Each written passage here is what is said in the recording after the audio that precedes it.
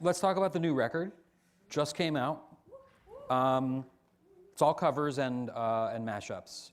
You guys want to talk about how you put these songs together, why you chose them?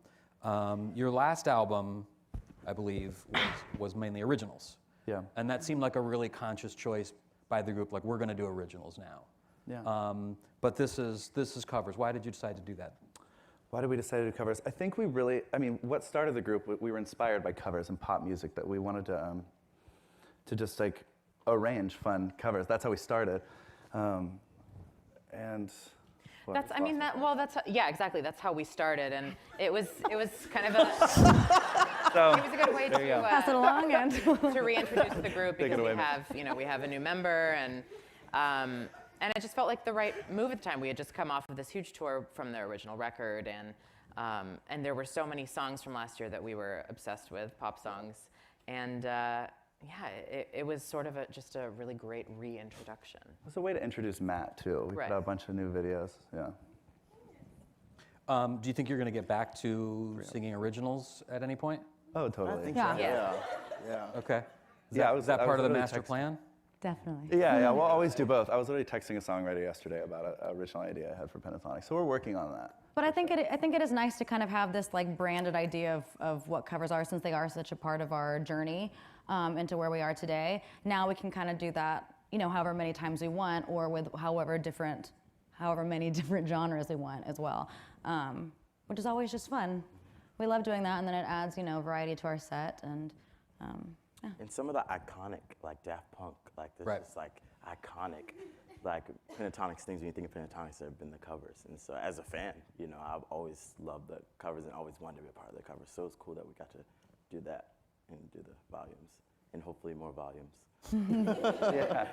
So on the new record, of course, it's mostly voice, but Kevin, you play the cello, and also on the new record, there is a credit of you playing flugelhorn. You want to explain that? Oh man, yeah. I guess at the end of a band, we thought it'd be cool to have some sort of trumpet / flugelhorn type sound. So I just kind of messed with it in the studio and found these licks that I really, really enjoyed. So yeah, it was cool. It was fun to do. Definitely. Is there an actual credit that says flugelhorn? Yeah, is there an actual credit? I didn't. I saw it somewhere. Wow. It's a credit on the You internet. didn't know that? That's how It's real on the it internet. sounded. Thank you for that.